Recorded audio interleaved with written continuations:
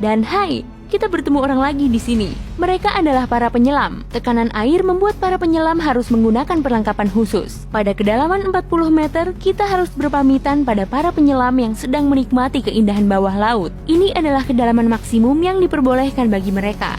Hati-hati teman-teman, kedalaman 60 meter. Dan ini dia paus orca pertama. Paus-paus ini hidup di perairan yang relatif dangkal. Habitat paus jenis orca ini dapat ditemui hampir di semua laut dan samudera di dunia. Hei, tahukah kamu, pada rantai makanan di ekosistem laut, paus orca adalah predator pada tingkatan teratas. Itu berarti mamalia laut ini tidak punya predator alami, sehingga tidak ada yang dapat memangsanya. Pada kedalaman 70 meter, kita dapat menemukan hiu paus. Spesies ikan terbesar dengan berat mencapai 60 ton, dan jenis hiu ini memiliki umur yang cukup panjang. Menurutku begitu, tapi siapa sangka hiu paus dapat hidup hingga 130 tahun. Coba lihat keluar, jika kamu menemukan seorang penyelam, berarti dia benar-benar profesional. Karena pada kedalaman 100 meter, mereka harus sangat berhati-hati agar tidak mengalami dekompresi. Ini bisa terjadi jika kamu berenang ke permukaan terlalu cepat. Dan jika kamu beruntung, kamu juga akan mendapati gurita Pasifik raksasa. Mereka hidup di perairan dingin dari kedalaman 100 meter hingga 2000 meter. Dan sekarang kita baru saja memasuki bagian gelap samudra. Pada kedalaman 150 meter, hanya 1% cahaya dari permukaan yang dapat mencapai kedalaman ini. Sisanya telah diserap oleh air laut. Semakin dalam, maka akan semakin gelap. Hei, lihat! Pada kedalaman 200 meter, terdapat ikan or raksasa mengelilingi kapal selam yang kita tumpangi. Ini yang sering orang lihat sebagai penampakan ular laut. Ikan ini memang seperti ular. Terkadang ikan or berenang ke permukaan. Ini membuat para pelaut dan perenang ketakutan. Tidak heran, panjangnya dapat mencapai 11 meter. Cukup untuk membuatku gemetar ketakutan. Baiklah, sekarang kita berada di kedalaman 300 meter. Dan tunggu, makhluk apa itu? Besar, ceking, dan bergerak aneh di luar sana? Oh, aku tahu, itu kepiting laba-laba Jepang. Kamu pasti bingung, kenapa disebut laba-laba? Begini, coba lihat kaki-kakinya. Kamu pasti langsung mengangguk setuju. Omong-omong, mereka hampir tidak memiliki anggota tubuh apapun selain sejumlah kaki. Tubuh kepiting jenis ini biasanya hanya berukuran 0,5 meter.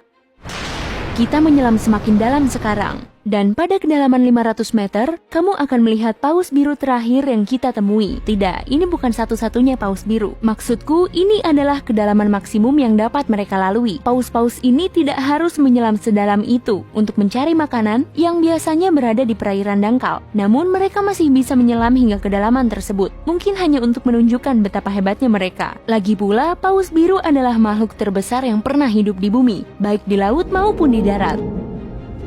Shh, kamu dengar itu? Suara tersebut berasal dari paus sirip yang sedang berkomunikasi dengan paus sirip lain yang berjarak beberapa mil. Mereka bisa melakukan hal ini berkat SOFAR atau Deep Sea Channel. Paus sirip mulai berkomunikasi pada kedalaman 600 meter, terkadang di kedalaman berbeda. Pada lapisan air ini, kecepatan suara berada pada titik terendah, sehingga gelombang suara dapat merambat hingga bermil-mil sebelum menghilang.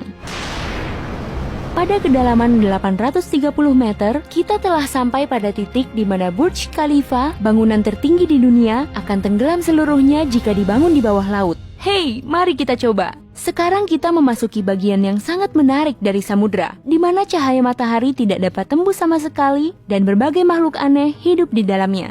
Salah satunya adalah cumi-cumi raksasa. Iya, jenis cumi-cumi yang sangat legendaris. Cumi-cumi ini hidup di kedalaman 900 meter. Bayangkan, seekor hewan bermata seukuran frisbee. Paus kepala kotak selalu memburu cumi-cumi raksasa ini, namun mereka bisa melawan. Sungguh pengalaman yang menakjubkan jika dapat melihatnya. Dan disinilah kegelapan pekat akhirnya menyelimuti kita. Zona tengah malam. Tekanan di sini sangat besar. Saking besarnya, jika kamu berada di sini tanpa kapal selam, kamu akan remuk hanya dalam 2 detik. Selain itu, kamu tidak bisa melihat apapun. Bukan ide yang bagus. Omong-omong, pada kedalaman 1100 meter, terdapat West Mada, salah satu gunung api terdalam di dunia. Erupsi terakhir West Mada terjadi pada tahun 2009. Dan peristiwa ini berhasil didokumentasikan oleh kapal selam tanpa awak. Ke bawah lagi, kita dapat menyaksikan hiu putih raksasa yang sangat ganas. Predator terganas ini merasa nyaman berada di kedalaman tersebut. Penglihatan hiu putih agak buruk. Mereka bergerak mengandalkan penciuman. Jadi mereka tidak memerlukan cahaya matahari untuk mencari mangsa. Aku tidak melihatmu, tapi tetap bisa memangsamu. Selain itu, penyu belimbing, penyu terbesar di dunia ini, menyelam pada kedalaman tersebut. Aku curiga apakah mereka menyelam sedalam itu untuk menggoda hiu putih raksasa? Lihat jaring-jaring raksasa itu. Itu berarti kita sekarang berada di kedalaman 1500 meter di mana metode menjaring semuanya digunakan. Jaring-jaring tersebut akan diseret sepanjang dasar laut dan menangkap apapun yang bisa ditangkap. Coba renungkan betapa hal ini sangat merugikan kehidupan bawah laut. Pada kedalaman 1830 meter, jika kita sedang berada di Grand Canyon, ini adalah titik terendahnya. Bayangkan seluruh ceruknya terisi penuh dengan air. Dengan begitu, kamu akan mendapat gambaran yang sempurna. Sekarang, jika kita sangat berhati-hati, kita bisa menyaksikan ikan naga hitam di kedalaman 2000 meter. Makhluk menyeramkan yang hidup di bagian samudera yang dalam dan gelap. Dan percayalah, lebih baik pergi dari sini. Ikan itu terlihat seperti sesuatu di film horor, dan kuharap dia tidak pernah melintas di depanku. Pada kedalaman 2250 meter, kita akan berpisah dengan paus kepala kotak. Ini adalah kedalaman maksimum yang mampu mereka lalui. Dan sejujurnya, hiu-hiu itu tidak punya urusan di tempat ini. Mungkin mereka berburu ikan naga hitam, tentu saja. Atau jangan-jangan mereka malah diburu? Tidak mungkin. Paus kepala kotak terlalu besar. Panjangnya dapat mencapai 19 meter. Ini membuatnya menjadi paus bergigi terbesar di dunia. Tidak banyak makhluk yang dapat melawannya. Syukurlah kapal selam kita memiliki lampu sorot yang kuat. Tanpa lampu sorot ini, kita tidak akan bisa menikmati kecantikan terumbu karang laut dalam yang menakjubkan yang terletak di kedalaman 3000 meter. Terumbu karang ini dapat ditemui di seluruh samudera. Sayangnya, terumbu karang yang cantik ini tidak dapat dilihat tanpa peralatan selam khusus laut dalam. Baiklah, jauh lebih dalam lagi, 3.700 meter di bawah permukaan laut, kita mencapai kedalaman rata-rata samudera di dunia. Mulai sekarang, ekspedisi ke kedalaman yang sesungguhnya dimulai.